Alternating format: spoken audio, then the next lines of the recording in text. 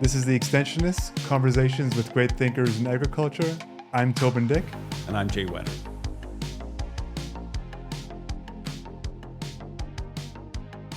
Hey, Toban. Hey, Jay. We're going to be talking about coffee today. So what of it? Yeah. Are you an expert in coffee? No. But you actually are kind of. No. Well, you drink coffee. I drink coffee. I drink a lot of coffee. And you have a. How would you call an expert in coffee? I mean, You're just. Well, let's just say you're smarter than me in coffee. ... in coffee. No, I'm just kidding. This goes back to the imposter syndrome. This goes back to all sorts of things. Very narrow range. That's right. Yeah. All right. Tell me about your coffee maker. Which one? Why did you? What? So how many coffee makers so does a person need? Right. So Not the Bun-O-Matic, the other one. We have a bun. We have a bun coffee maker, okay, which is great, right? There's lots that's great about this because it has a a reserve of hot water. Yeah. So when you pour in your cold water, it displaces the hot water. So you get immediate hot water and it's ready to go. So you get quick good coffee, right? We have that. We have a Bodum, like a French press, great coffee. We have a siphon, which is a very interesting process. Have you ever done that for you? The siphon? No, just the drip thing. Like okay. The pour over, the automatic pour over. Okay, so we have siphon, which is a bit like a lab experiment, chemistry class. You have like a burner and a little globe, and you heat this ball, and So it's wild. Sounds actually, like meth lab. It is a little bit meth labby. Okay. Yeah, a little bit Breaking Bad coffee edition. Then we have Chemex. We have the Chemex coffee. That sounds terrible. Yeah, it's Chemex. It's very. You have never heard of Chemex coffee? No. Are you serious? That's what I'm saying here. I'm not a coffee aficionado. Okay, so CHEMEX. Correct. Chemex coffee. It's pour over. It's a pour over coffee. Is that what you made mine in? Just this morning? No. So then we have the. Oh, come on. We have the list goes on. We have all-in-one kind of Americano espresso maker. Okay. And then we have the Mocha Master, coffee maker. Wow. So I think I'm probably missing one or two. We have the AeroPress, which is like the travel version of a French press. Yeah. Which is great for moto camping and hiking and stuff like that. So coffee on the road. When I look at your kitchen shelf, I don't see 10 coffee makers. Well, some of them are hiding in plain sight. Okay, so you actually use all of these depending on the mood you're in. Yeah. Yeah. And you go through phases. Would you like to hear about my coffee maker? Of course I would. So my brother bought me a coffee maker for my birthday. My brother. Yeah. So again, I feel bad about missing your birthday, but anyway. No, that's fine. No. It's fine. Don't worry about it. Until that moment, I was drinking Nescafe instant espresso. Okay. It's delicious. I'm just going to throw it to our producer here. Abby, you're going to have to cut that out entirely because we don't want our audience to know that Jay drinks. Really? Yeah, it's really good. And I put some milk in the microwave. I don't believe you at all. I'm serious. And it's delicious. Oh, you use the microwave too. That's great. That's great. My coffee maker is the kettle and the microwave. How about yours? No, I don't need to hear about yours anymore. Well, the kettle for sure, or a perk, but like not the microwave. Why are we talking about coffee? We're talking about coffee because we're interviewing somebody about starting a coffee farm in Hawaii. Yeah. Yeah, that is why we're talking about coffee. Yeah. But you and I are going to have a discussion offline. So I don't know anything about tech, and I clearly don't know anything about making coffee. I don't bring much to these conversations. We should do like a blind test. Abby will be the victim here. She's going to test one of your like microwaved instant coffee cups and versus something that I produced. So which one is? I got a $20 kettle from Canadian Tire versus your arsenal of tens of thousands of dollars of coffee makers. Yeah. Let's see what the blind test taste test yields. So it's kind of a theme between you and me. Yeah. What is it? You and your gadgets. I like gadgets. Yeah. Too much probably, but that's another podcast. Well, it's just fun. Makes it fun for us to talk about stuff. Low hanging fruit. That's true. Speaking of fruit, yes. Is it? Oh, cherries. Is it a coffee cherries? I don't know. Probably. Yes, probably. They're is. delicious. if you ever see a red coffee chair when you're walking around, just make sure it's coffee and not some poisonous berry. So you encountered some coffee beans in Africa. Yeah. So when we were on that International Federation of Agriculture Journalists Conference, one of our tourist stops, was at a coffee research facility near Nairobi. And I got to eat a red coffee cherry for the first time ever. And they look like they're about the size of cherries. Brighter red, not a dark red like a lot of cherries. And then the coffee beans are like a pear inside. So the pit is like two beans. Yeah. So there is something to the cherry? Yeah. Yeah, like it's got a pulp. Yeah. And it's delicious. Very sweet. Oh yeah. Interesting. Let's get on to Frank. Let's do it. Right on. But before we start today's interview, we want to thank our episode sponsor, Sask Oilseeds. Attention canola farmers. Sask Oilseeds encourages you to participate in the 2026 disease testing program. This program offers valuable insights to aid in variety selection and disease management decisions. The tests available include clubroot, blackleg, and verticillium stripe. Verticillium stripe can often be mistaken for other canola diseases such as blackleg and sclerotinia. By submitting samples to the Sask Oilseeds disease testing program, you can reduce uncertainty in disease identification.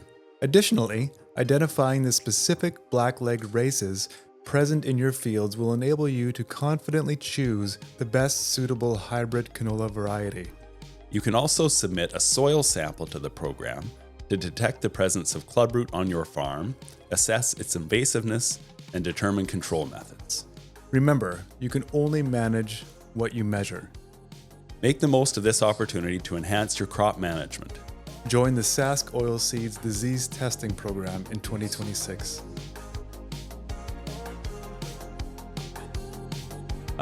Welcome, Frank. Our guest today is Franck Carisey, who works for, or owner of Uluwehi Coffee in Hawaii. Frank, welcome.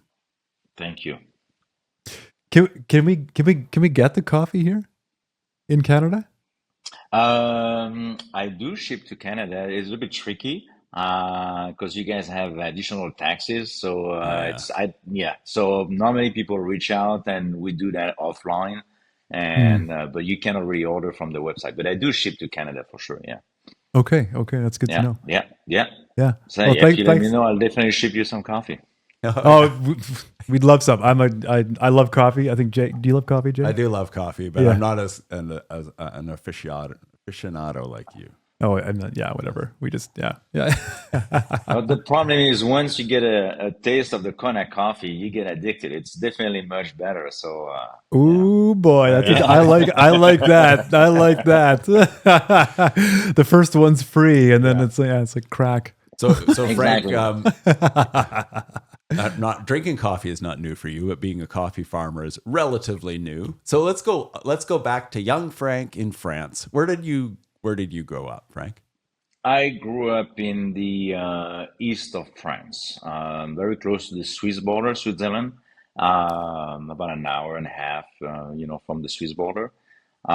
Spent the first 20 something years of my life there. I went to school and university in France, Besançon, that's the name of the town, and joined the army in 94, 95 for a couple of years.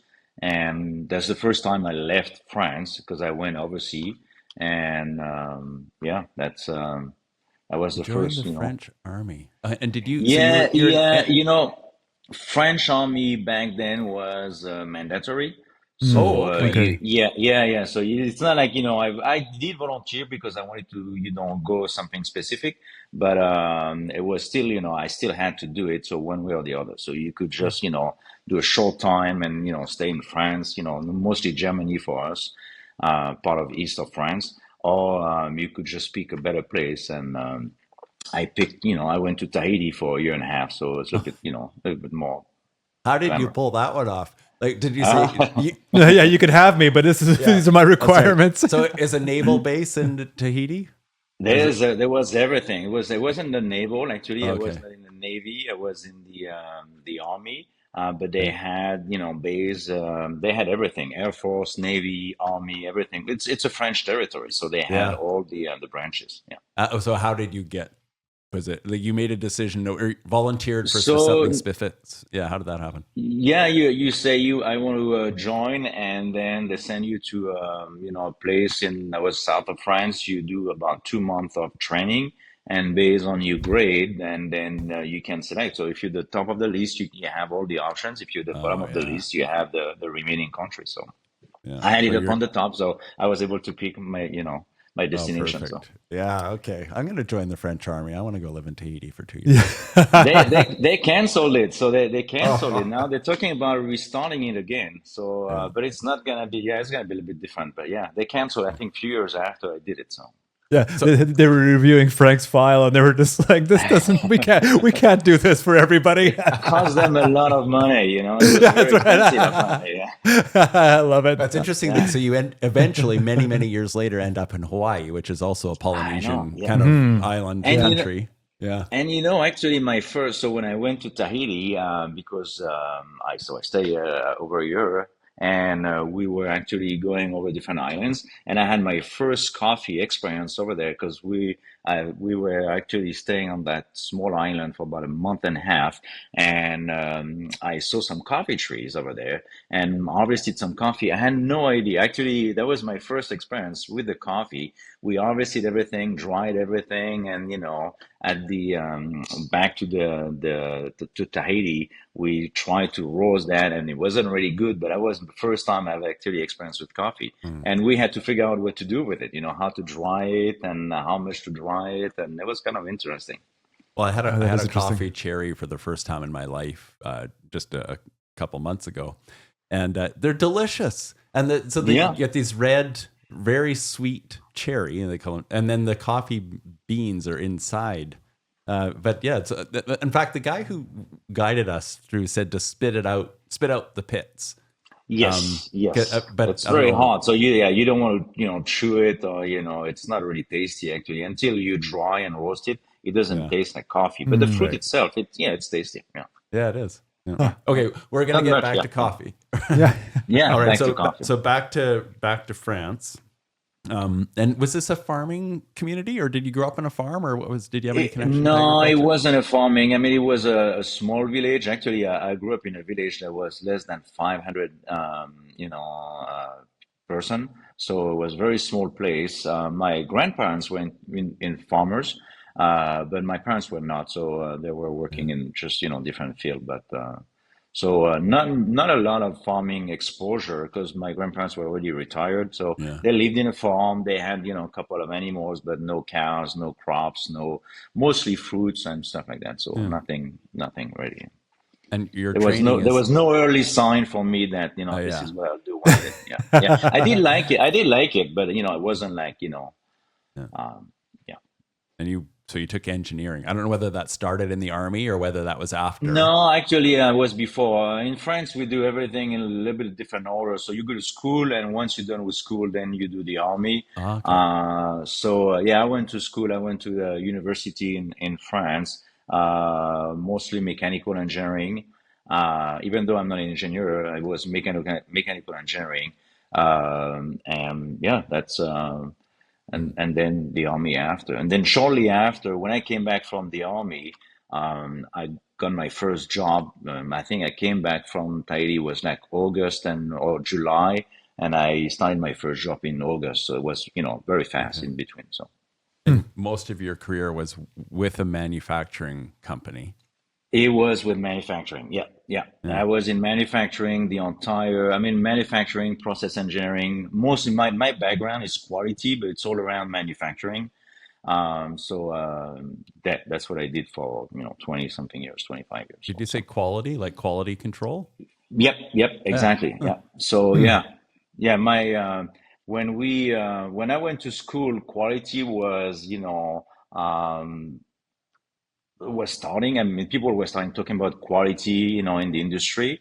And my degree was actually really around quality. We learn a lot of the the professor we had were actually professional from the automotive industry or aerospace industry, and they were all quality managers or quality directors or VP of quality.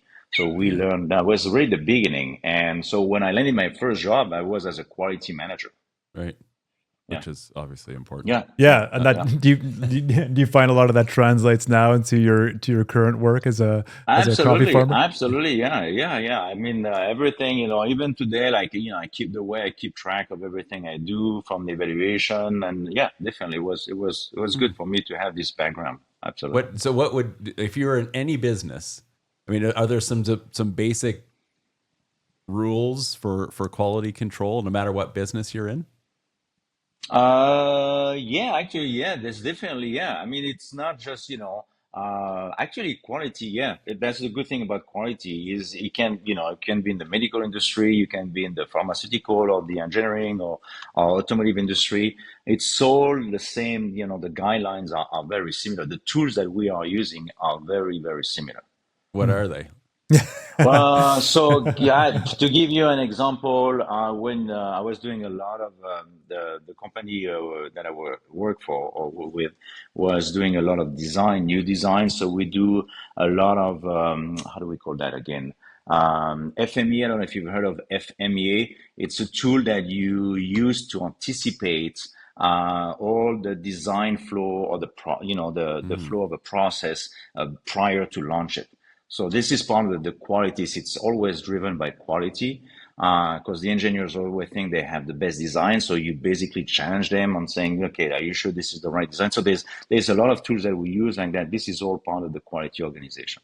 Could you apply that to farming? Like if a farm did this FMEA to its whole production process, would you identify? Huh. Yeah, on the process, you could definitely use that, to look at the flows and what's not working and what could fail, and how to anticipate and whether there's a risk also. You always look at, there's a little bit of, this multi-step. That's one of the complex tools, but it's very, very useful. Yeah. Huh. Yeah, you can. Actually, I've used it in, very different industries, and, it works, all the time. So that's one of the many, many tools that we use. Yeah. But mostly in quality, every time there's an issue, the team leading, trying to find out the root cause of the issue and, what are the corrective action, the containment action, and, it's all, led by the quality organization in most companies, if not all companies. But you're trying to anticipate a problem rather than having to you do both. You have, before you anticipate, and then you also have, because they always happen, even though you anticipate most of them, once you have them, the team basically receiving the complaints from customers and working with engineering, manufacturing, supply chain, whoever in the organization is part of the problem to address this issue and, find some solutions for it and eliminate obviously the issue. Yeah. That's very interesting. I mean, it's always different. So it was very interesting. So you had this early exposure to coffee, and then you're thinking of retirement, and you're thinking of like next stage in life, and this is what you thought. You know what, a coffee farm is what we want to do. So what really happened is, my wife and I, we've been working. I don't know, we don't have kids, so we've been working since, early 20s. Luckily, we've had some good jobs. And so we've been traveling a lot. We spend a lot of time overseas, for work and, and we've always been planning, okay, where are we going to retire? If we ever retire, where are we going to do that? So we looked at places, love the idea of living on an island. I've had that, previous exposure when I was in Tahiti. My wife also lived in Phuket in Thailand for a while. Although it's a bigger island, but she loved it. And so we came here on vacation and we kind of love the place, the vibe, and, it's big, it's quiet. It's just, so we thought, okay, why not here? And we did not agree on, what will be she wanted to have a condo, and I was like, okay, I'm not a condo guy. I'm not going to stay in a condo when I'm 65 or older. And I want to have like outdoor, and be able to do something. So we were looking, and it's a common thing here on the Big Island to have a listing for coffee farms. You don't have listing for, pineapple farms, but there's a lot of coffee. There's over 1,000 coffee farms here. Oh, So wow. there's a lot of, there's over 1,000. So, people are always moving and there's things happening here. So there's a listing of coffee farms for sale. So if you guys are actually interested, there's plenty. Yeah. So we looked at some of them and like, okay, this is good. We went and visit one first and I like, kind of interesting process. It's not dirty. It's not, it's labor intensive, but it's not like, you're not gonna, kill yourself. I mean, you could, but technically, it's not like heavy lifting or anything like that. Hmm. So I thought, this is pretty interesting, and I love coffee, and I was like, okay, this is probably something I could do. So we made an offer on a coffee farm, and they didn't like our offer. So we kind of, went back to San Diego, and my wife was looking all the time on what was available. Could not see anything we like. It was very old. A lot of the farms have been like around for a long time and they're not in good Hmm. shape. When people sell them, typically they got a lot of work to do. Right. And so we say, okay, let's start from scratch. Let's, buy land. We'll plan what we want, and we'll start our own farm. So that's how we started it. I, Yeah, I that's looked at amazing. Toban because that sounds like a thing that he'd like to do for his retirement, but I'm not Yeah, sure. it is. You're Yeah. right. You're right. You're right.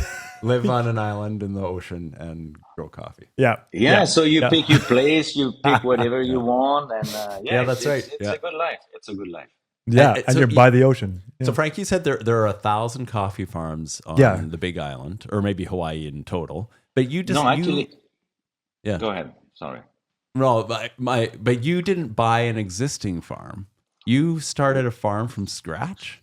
We didn't buy an existing farm, so we bought a land because we also so the Thousand Farm are actually on the Kona coffee belt only. So there's the Kona Oh, yeah. district, and so you have now multiple districts on the Big Island. So there's another about 55, maybe 70 farms in a different district in the south of the Big Island. So there's definitely over 1,000 on the Big Island only. There's some in Puna as well.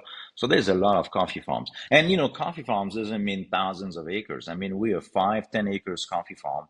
So there's a lot of, I met some last night at a party. People have 2, 3, 4 acres. They're coffee farm. They're coffee business. They, Mm. harvest, process. So it doesn't mean everybody is just like, huge coffee, industry, or huge Yeah. business also. Yeah. How do you start a coffee farm? Yeah, so we want it to be, so the thing about the Kona coffee, the location is critical. So if you want to be able to label your coffee Kona coffee, you have to be in Kona. So you cannot be on the other side of the island in Hilo, or so you have to be around. So we picked a place that we liked, and not too far from town, not too far from the airport, and so within that perimeter, then we found a piece of land that was suitable for us, good for coffee. So we did a lot of research before, and I ended up buying just a piece of land. I was just brushes on it, and we cleared everything and started planting coffee trees. Yeah. Yeah. So what makes Kona coffee special? So there's a little bit of everything. Definitely the location. When I say the location, I mean there's a lot of argument about that and a lot of discussion. People say the ground. My understanding is the ground is not as critical for coffee as it is for wine. Like the soil by Mm. itself, because when Terroir. you do mass, Mhm. like we have so many trees in our land. So you deplete everything. So the land, the land at first, it's good. There's a lot of, nutrients inside. But after a few years of farming, like everything, you start depleting a lot of it. So you have to, replace that by fertilizing and everything. But the location in Kona is very unique as far as the weather that we have. We have very unique, type of, weather here. The most of the island went through a drought this year. Like you'll drive 10 miles away and it was all dry and yellow and bad and fire hazard and everything. But in Kona, we had rain pretty much. We had rain every day. It was really bad this year. Every single day it would rain every day. So it's green. It's thriving. The temperature. We don't Mm. have extreme weather here. It's cold in the morning now because we mid 50s, but that's the coldest we see here. Yeah. And when it gets warm, it's the mid 80s. So it's not like, major, temperature spread also. So very ideal condition for, coffee growing. Huh. So it's like an Plus the appellation. slope. Yeah. Yeah, plus we're on volcanoes here. So that Kona coffee belt is on the slope of two different volcanoes. Mm. You have the Walalai or the Mauna Loa. So you have two volcanoes. So you on the west facing slope of those volcanoes, great drainage, it's pretty slopey. You got right elevation. We have about 2,000 feet here, but some farms are lower, some farms are a bit higher, but we got great conditions for just growing coffee. I think like what's interesting, I think Jay was probably getting at it too, is starting something from scratch. Like if I think of our audience, if you think of somebody even in Canada who wants to start a grain farm from nothing and just decides to do it, there are so many. Like I come from a multi-generational grain farm where to take it over is, of course, there's a learning curve, but nothing like starting from scratch. So can you kind of walk us through that process of like what you all had to learn and kind of what were some of the eureka moments and kind of anything that stands out? Yeah, absolutely. So the good thing, I mean, the if you want to start from scratch, you need to have some, either people guiding you, or in the case of coffee, the University of Hawaii, they had published a book called How to Grow Coffee in Hawaii. And it's from, basically like for almost it is for beginners, I guess. But they go through all the steps, every single steps from, clearing the land to how you plant, how you do everything. So, that was my first step is, looking at that and reading that, that book multiple times. I still actually refer to it all the time because, I don't remember everything. But that was the first step is having some kind of a guidelines. Because you don't want to reinvent everything, and there's stuff that you don't surely want to do. So, and then I was lucky to meet a coffee farmer here who's been around for like 30 something years. At least 35 years now, and planted a lot of farms. And he's basically like a consultant. And so I met him, and we had a good connection. And he's been, like helping me a lot on, what to do, what not to do, and how, to do everything. So, because the coffee is one thing, but all the infrastructure that you need to process your coffee also, the building, the pulper, the drying deck, and all that. So there's a lot, there's a lot to do. Yeah, and I imagine it's a question too. How competitive is this landscape? I mean, you are one now of, you said 1,000. Over 1,000, exactly. Over 1,000. It is competitive. Yeah, it is. Yeah. So not only do you have to do it, you have to kind of do it better or with an edge that kind of gives you some market. Yeah. Yeah. So there's a couple of things about that. Is the Kona coffee. We are such a small producer for, if you look at the world production. So I think last statistic that I've seen, we're less than 0.1% of the world production. So we only even though we have 1,000 coffee farmers, what we are producing on the island, it's such a small volume. So the demand is definitely much greater than what we can produce. So you have competition, obviously, because, for easy customers, everybody was trying to reach out to the local customers, local roasters. So they already have a lot of offers, but there's plenty of demand worldwide for Kona coffee. So it's not really, but the thing about the Kona coffee is, and I don't know if you guys know about that, but originally when the coffee started here in Hawaii in the I think 1700, that whoever came up with the idea of planting coffee introduced one specific type of coffee tree called Typica. And there's a lot of coffee farmers that are still growing that same plant, after 250 years or 200 years. And it's good coffee, but now people have access to other coffee. And I'm not growing this coffee. I grow different varieties, which makes it a little bit easier for me because there's, less supply of my coffee than the Typica. So I have no issue selling my coffee. There's a lot more demand that I have actually supply for the coffee. So it's So you have to be selective when you start. If you do like, like, I don't know about, I think in potato, I went to Peru one time, in the US, we grow like 2 or 3 type of potato. Over there, they have like 150 types of potato. So if you grow the one that, everybody's growing, it's going to be a little bit harder to sell it. But if you have the one that nobody has, it's a lot easier to sell it. Yeah. Frank, your farm is... Assuming it's good. It's good. Yeah, that's right. Your farm is, did you say 5 to 10 acres or what is yours? So I have, my lot is 5 acres and I'm leasing more land right now. So I have at least another 5 acres that I'm leasing, and I'm looking at more. I mean, there's so much land here that it's a lot of work to take care of 5 acres. So a lot of people buy land and they realize it's a lot of work. So they ask, okay, you want to plant coffee so I don't have to mow or, or do whatever. So that's kind of the deal here. A lot of people do that. And how do you start a tree? Is it do you plant a coffee bean and then the tree grows? You don't. So that's one thing also you learn from that book is you don't start from a seed in the ground. You do also you seedling on, containers, tubes. Yeah. So, so you start them, in the nursery, and once they reach a good size, it's about a foot, about 6 months to 8 months, then you can transfer them in the ground and plant them. But you don't want to do it early. Yeah. How long do you have? How many years until you're producing coffee cherries? It also depends on, typically we say about 2 to 3 years. Like I've planted the trees I planted last year. So, it depends how long you keep them in the nursery and how big they are when you start planting them and how well also you care for your trees. Like, I fertilize a lot. So some people plant and wait. I fertilize, every couple of months. So normally what I'm seeing on my side is about 2 years later, I start having production. Not huge production, but they start fruiting. I have trees that fruited after 1 year already. And do they look like grapevines, or what does the coffee tree look like, or shrub, or whatever you call it? Yeah, you're right. It's more a shrub. I mean, again, if you're looking at Arabica coffee trees, they're more like a shrub. Although depending on the variety, they can grow very tall. My trees grow to about 18 feet, so they get very tall.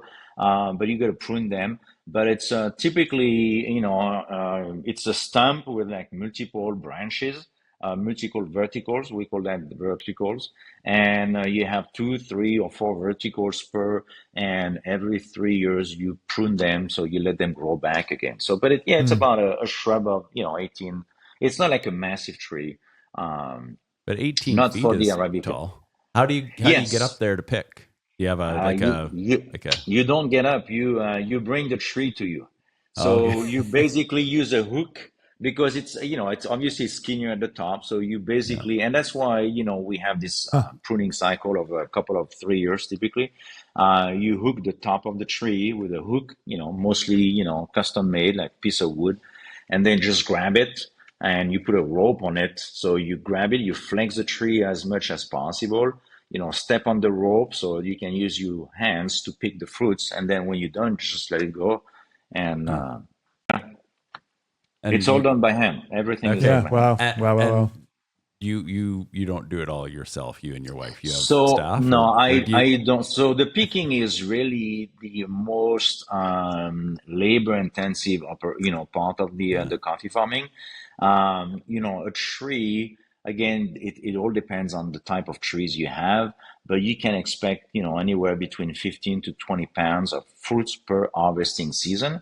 So my and depending on who you talk to, but and how you plant your farm, but basically you're looking at a 10,000 pound per acre of planted coffee trees. So it's a lot of harvesting. It's a lot of hours of picking, and you cannot really pick an entire farm. So it takes a couple of days and. Normally a crew of 8 for 5 acre, about 8 to 10 person. So if you start picking your farm by yourself, you'll have a lot of waste, and you'll never be done actually, and you'll be like harvesting, processing every night. It's just like not practical. Yeah, you really want to pick like couple of rounds, and So the 10,000 pounds per acre, is that of the cherries? Or is that Of cherry, yes, and the yes. ratio It's a is very hard goal. It's a very hard goal. yeah. So far, I haven't reached that goal yet. I'm very close Okay. to it, but it's very hard. I mean, it takes a lot of caring of the trees, make sure they're like all healthy, and so you always have spots where it's not always producing well. Yeah. But I definitely know people that are producing that much per acre, so it's possible. And then what's the breakdown for final, like roasted market ready beans? Is it 10-1? Yeah, no. It's about a 15% green bean. So I've never actually I could do the math also to roasted coffee, but typically we talk in terms of green beans. So from cherry to green beans, Kona grade, you're looking at about a 15%, 15 to 16%. 15 to 16. Yeah. Yeah. Okay. Yeah. So Interesting. there's if you look, I mean, you were mentioning that you saw the cherry. So the cherry has the skin and the pulp. This makes about 40% of the weight already. So we toss that. So you remove that, okay? And now the beans, they have moisture. We bring that moisture to a 9 to 12%. So you have to dry it. So you remove a lot of the moisture. And then there's still a layer called the parchment that we mill off at one point. So once you remove all the layers and everything, you had up about a 15%. What was that word you used? Meal off? Mill, Mail off? you mill, we Mill. there's Got it. Mil- oh yeah, Yeah. yeah, we use a yeah, huller Yeah. to remove yeah. the skins. There's a couple of skin, yeah. Yeah. Right. Okay. That's very interesting. So Yeah. when you look back on kind of learning how to do this, what were some of the most challenging kind of elements of this business that you had to overcome or learn about? The most challenging for me is the weather. Uh, The weather is it's because everything depends on it, and it's one thing we cannot control. And we unfortunately we have a number of issues now growing coffee in Kona from disease and bugs. So you got to address that, timely. But when it's raining all the time, it makes it a little bit challenging to, effectively, spray for disease or bugs. So that last year was really, really challenging. Also, different conditions will create some bad fruits. We have a lot of what we call floaters, where the fruits are not developing properly. It often, because of the weather. And then you have you drying. Right now we're harvesting. So once you deal with all the harvesting work, and if you manage to spray timely, once you start picking coffee, you got to dry it. If it's overcast like it's been also this year, it's very challenging to dry the coffee. So the weather for me is the main my main concern and my main issue all the time is how to, work around the weather. How do I, because you still have to do the work. So how do you Sure. work around it? Yeah. Yeah. Either you do at night sometimes because, and I don't know if you guys been to Hawaii, but one thing that I've never seen before on the mainland or even in France is the weather is so unpredictable here. So it could be blue sky and an hour later and it's an island, so it's not like you can't see the cloud coming. They're coming from I don't know where they're coming from, and it's overcast and it started raining, and you like it's very unpredictable. It's very very unpredictable. So the purpose of the Extensionists is to talk about extension communication skills, and it's really interesting to get your perspective. So you came, as we've talked about, you came into coffee production, as a newbie, and you're also it's breaking ground. So you created a new farm. Correct. What were and so you mentioned the University of Hawaii book, How to Grow Coffee in Hawaii, and then you mentioned this consultant or consultants. Yes. Is that enough? Like, so No. if it. Okay, so well, it's not. It's enough. No, it's not enough because the book, needs to be updated. Like on the book, it's funny because when we started coffee, Hawaii didn't have the coffee leaf rust, which is a fungus impacting coffee trees, but the book mentioned that there is this issue because it's everywhere in the world, but it was not in Hawaii when we started the farm. So now this book will have to be updated because it's a problem here. It's a main issue that we have to deal with, all coffee farmers, unfortunately. But so it's not enough. But the extension, like the Department of Ag, the extension office, shortly actually, I don't know. I think we had there was a conference. We have this couple of events in Kona. There's an event organized by the Hawaii Coffee Association. It's a conference, annual conference, and they do bring, the Department of Ag, a lot of, supporting businesses around coffee, suppliers, and, even some customers. And so I ran into the extension office, and shortly after they came and did an audit of the farm just to look at what was going on, knowing it was a new farm and how they could help me with whatever the findings were. So it was really good, and I'm in touch with them all the time now. So back to, Right. I was just going to go back to the book because Yes. and you said it, so it needs to be updated. I'm just thinking of Absolutely, tips, like yes. so if you've got if anyone involved in agriculture communications, if you've got a manual on how to grow your crop or your animals, just make sure that it's updated. Yeah, absolutely. Yeah. And then and so when it comes to reading that book, was there a writing style or something? Was it easy to grasp? You said you read it multiple times, but that makes sense Yes. just because you couldn't Yeah. possibly absorb all the information. But was it well written? Like anything on the way that book was put together that you would recommend do or don't do? No, I think it's well written, but the reason why I had to read it more than one time, is because the first time when you read it, there's so many terms. Not being in the Mhm. coffee industry or the coffee growing industry, there's many terms I didn't I have no idea what those were. I mean, they talk about some pruning style and everything until you really sit and you really see a tree growing, and then you understand. Okay, oh, that's what they mean by keeping so many verticals or whatever the terms. So, and that's the reason why. So the first time when you read a book and you have no idea what the book is about or what the field is about, it's a little bit more challenging. So I mean, at least it was for me. Maybe some people read it once and they got it, but to me it took and I keep going back because they explain everything from seedling to basically harvesting. So Mhm. when you start, you plant. I got my trees from a nursery, so I didn't have to do my seedling. I've done that later on, but so that's why I went back. How do I do seedling? But you plant your trees, and then it takes at least a year and a half, or 2 years before you start having some fruits. So in between, you go back to the book and find out, okay, what do I do after year one, after year two? I mean, you cannot just memorize everything. That's why it's kind of a book that you always go back to, and yeah, yeah. I think where Jay is coming at with it. So in Canadian agriculture, even in Manitoba, where we're from, like these books exist. Like the university, the ag departments have these books, and I think more often than not, they are stale. Like they're old, and they all need to be updated. So I think that point is actually a really, really, really good one.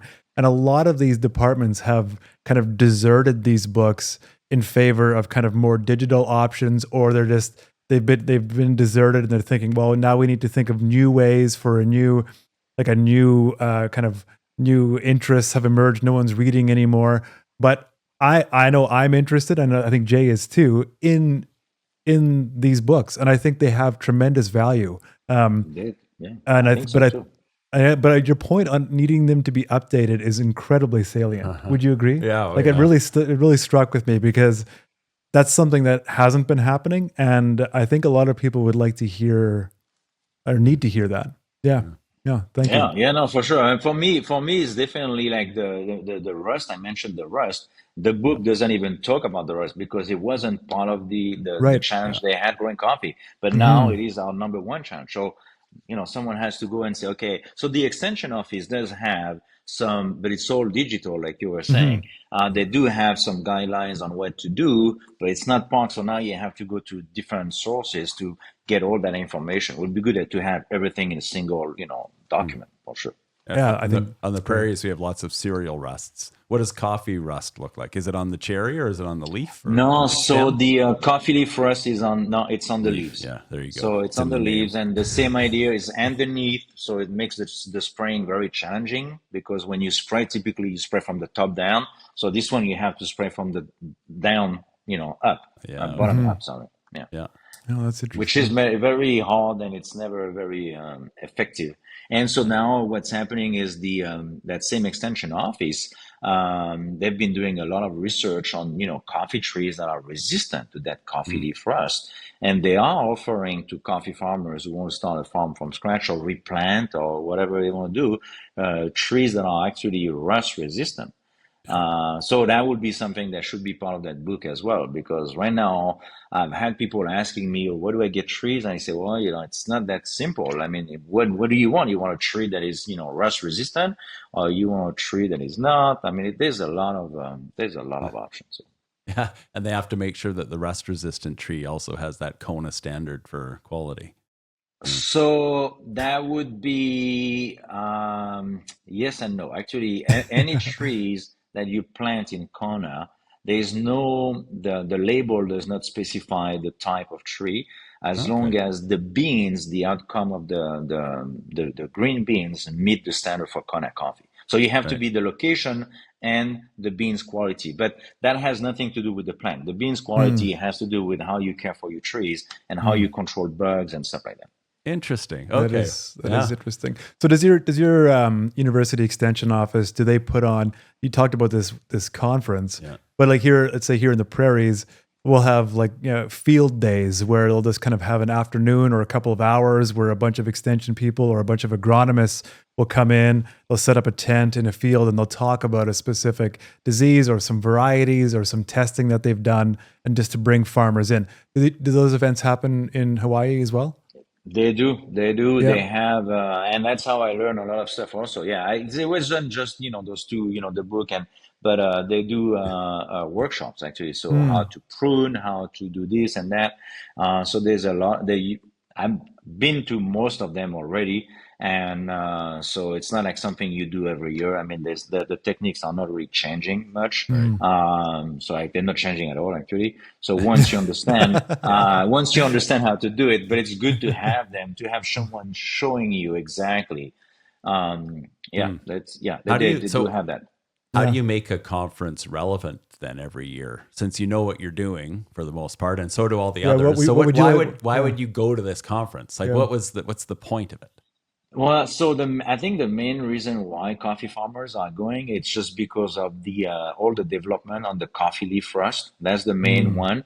And there's also a lot of people are looking at selling, marketing the coffee. So there's also people helping you, like which one is I think it's the federal, Department of Ag, not the Hawaiian Department of Ag. They have some programs also where they help you marketing your coffee. This one actually, they may be the state. I don't remember which one, but it is a lot of I like to go because I connect with people, all the time. And there's only so much. The first time first year I went there, I got the business card of so many people. But within a year, I'm running a business by myself. There's only so many things I can do, on the top of taking care of the farm. So I, reach out to one, and then, 1 year I did one program. And then, after you connect with some other people, and the more the easier it gets. But at first, it's very overwhelming also, all the stuff that you can do. So it's good to go. And they have new programs every year, and there's always speakers. There's a lot of legislation also around the coffee that they're trying to pass, to make it, to prevent people from cheating and, stuff like that. So cheating. So How do you cheat in coffee? Oh, you buy coffee. I'll tell you one way. It was this lady made the news a couple of weeks ago. You buy coffee from South America and you label it Kona coffee. That's not which cheating, Yeah, that it sounds like cheating to me. Is there any way Absolutely. to verify? Like, is there genetic codes specific to coffee growing in Kona? I think so. That's one thing we did actually 2 years ago. They were actually building this database. So they were asking Kona coffee farmers to provide coffee to this lab, and they will do like a genetic map of the Kona coffee. So in the event of, there was someone cheating, or it would have to be big, obviously, they could actually go back to the database and say, yeah, this coffee is a Kona coffee, or this coffee is not a Kona coffee. Yeah. And is your industry supported by an association that kind of feeds you information or keeps you connected with other growers? We do have a couple of associations. We have the Hawaii Coffee Association and the Kona Coffee Association, Mm-hmm. Kona Coffee Farmers Association. Yeah, both of them. Hmm. Yeah, so Okay. it's very similar. There's I was on the board of the Kona Coffee Farmer Association until this year. Then I stepped down. I'll probably join again in the future. It's just like a lot of work also. Yeah. It's all volunteer and but yeah, there's definitely associations are, and one of them actually. So both of those associations organize the conference. So one is by the Hmm. White Coffee Association. The other one is by the Kona Coffee Kona Coffee Farmer Association. Okay. So I think that Yeah. the big third source of information is the farmer consultant and the farmer to farmer. Can you explain why that was valuable for you? It's valuable because, even though the extension office, they do have a small farm and, they're supposed to be the expert and everything. It's nothing like talking to someone who's actually growing coffee really like for living and not just experimenting, on the side with the best condition. Like the extension office, they have resources that people don't have. They have expertise we don't have. And so they kind of like, the best condition for growing coffee, where if you talk to your neighbors or some other people, they may see also different challenges. They may have some Mm. other conditions that the extension office or lab doesn't have. So yeah, it's it's more practical. People have if you discuss with a neighbor or another coffee farmer, they may have some constraint on cost. They may that maybe the extension office, when they apply pesticide, they don't really care. I mean, not that they care, but they it's experimental for them. So Mm-hmm. they'll buy the most expensive. They'll buy everything that they try, but without realizing that for a lot of people it's a major constraint, or it's a major burden actually, Right. to buy all those products. So it's nothing like talking to someone also who is actually producing coffee. And I do a lot of, I mean, it's interesting because even though I'm the new guy in town pretty much for coffee, there's definitely some newer coffee farmers now, because there's always people starting. But I've had a lot of people reaching out, how can you help me with my pulping? Can you help me with Mm. building a shed? Because I like the way you've done stuff. And, Mm. yesterday I was driving, I saw a guy on the side of the road that I met before. And he's like, oh, I have so many questions for you. When do I start pruning and all that? Sometimes people, rather than, going into a book, they like to talk to someone who's done Yeah. it also. Mm-hmm. So, How do you feel about that? Like, do you want to answer those questions, or you're thinking, no, this is my competitive advantage? no, no. I mean, I share with this guy. I help him a lot. He had a farm that was in such a bad. It was like I was sad Mm, for him because it was just so bad. And it's not like I say, we are competing, but I feel like I have less competition because of the different coffees that I have. Mm. So, like there's very a handful of farms that have the coffee that I have right now. So I don't feel like, it's, those people are a threat to me. I mean, they have all coffee trees, Typica. I mean, it's not like, it's not going to impact me. So mm. Are you not concerned always about that. are you Yeah. always growing new trees, like taking out old trees, putting in new ones, just to keep ahead of the best genetics, or keeping on top of the best genetics? I do actually replace trees. So I grow a couple of trees. I mean, not more than a couple. I'll grow like 150, 200 trees every year just so to replace the one. It's not really, it's mostly because yeah, you're right. I mean, they die. I'm not sure why. Sometimes it's just the weather. Mm-hmm. I've had trees that are breaking when we do the harvest. They just bend them, and instead of breaking a branch, they break the entire tree at the base. Oh. So Yeah. you have to start from scratch again. But I'm at the stage where, because it's still a new farm, I'm not replacing that many trees, which is good. But I'm growing new trees because I'm planting more trees, in Mm, different locations. So that's the reason why yeah. I've been growing Very trees good. mostly. Yeah. So, But yeah. so is this just to give me a sense of the farming? Is it? Are you able to enjoy Yes, retirement exactly. and kind of recreation? I mean, we have Great This yeah. question. is Is not it? so. This is not retirement. I mean, when we say, yeah, some people thought that we retired here. This is definitely not retirement. I mean, Okay. this is. Yeah. I've been working more in the last 4 years than I work. When and I was always like someone who never check. Never, you know. care for hours. I just, if I had to work 10, 12 hours, I would do it. It Sure. wasn't so even, but now it's every day, every single, and today is just like a break because, we're talking, but it's every day there's something to do every single day. So Oh, it's not a wow. retirement. Yeah. Okay. And Hopefully, I got to find something better for retirement. This is not gonna work. Yeah. yeah. So like speaking of like working every day, That's good. I when I saw a coffee tree, there were red cherries, and then there was completely immature. There were maybe some flowers. I'm not sure. I can't remember if there were flowers. But are you picking these trees all year round? So it depends on the elevation of the farm, and yes, you can. Most of the coffee farmers choose not to. It's mostly for economical reason. So, because we pick the coffee by hand. So you got to go through your whatever 5 acres, every couple of weeks. So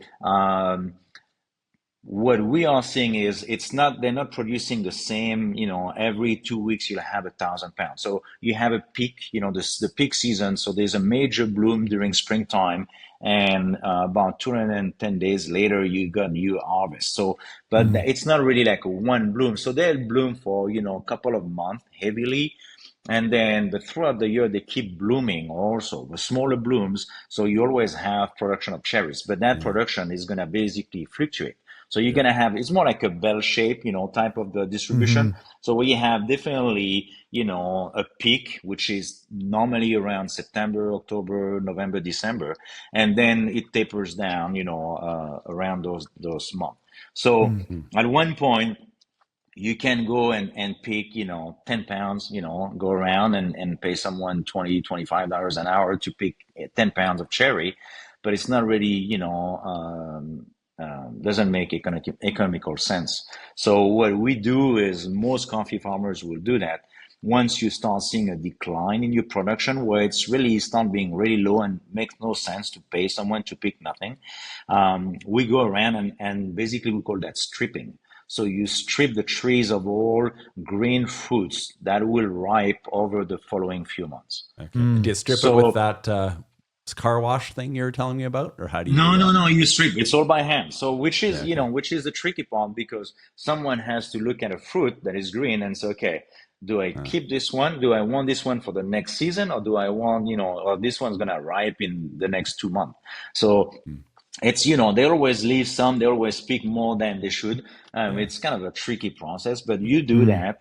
And this also gives you a window for caring for the trees, So you'll have again, I always use the word typical, but normally between around February to May, there's no harvesting. You got you got no harvesting.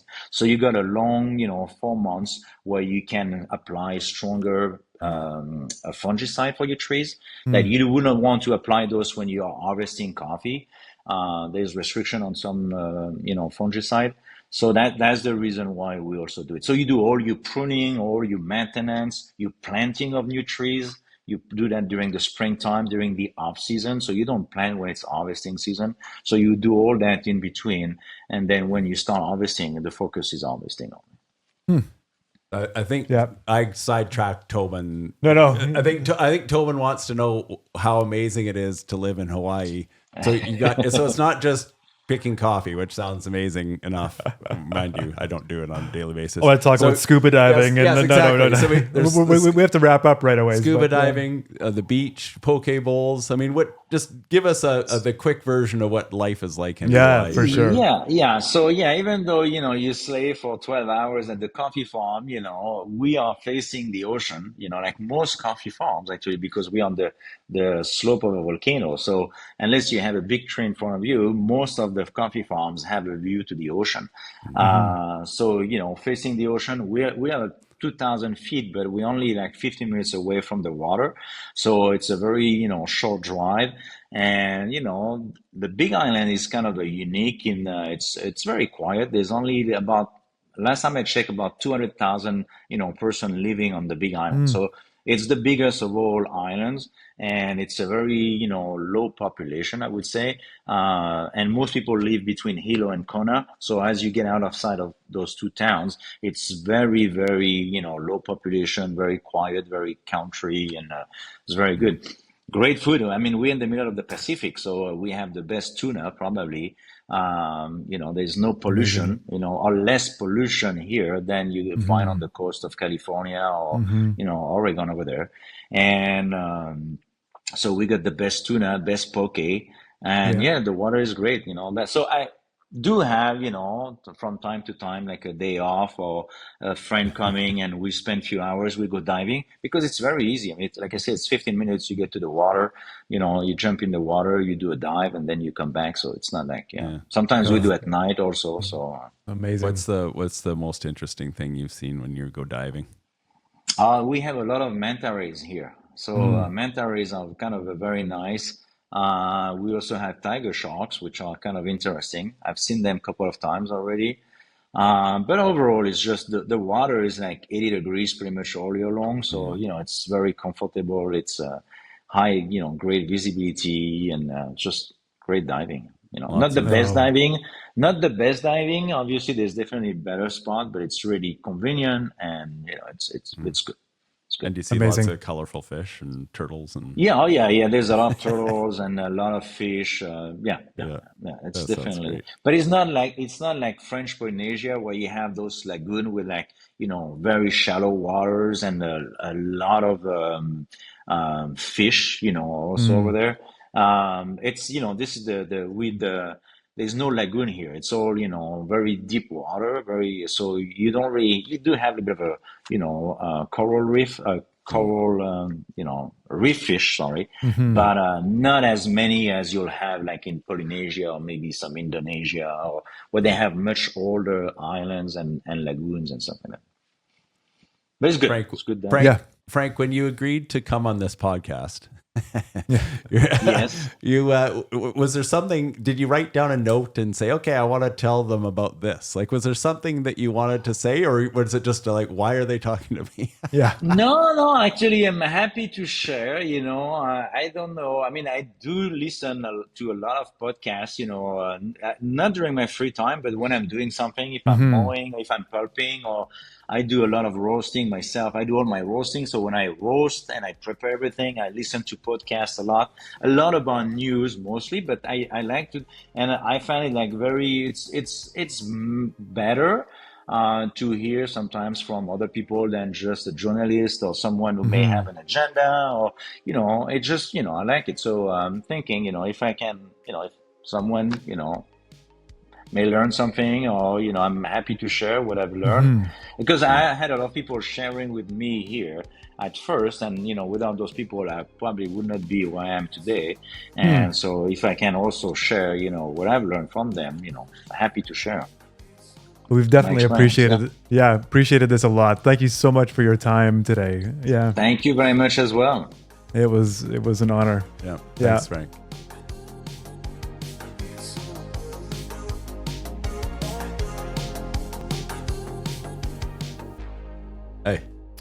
Hey. What did you learn from Frank?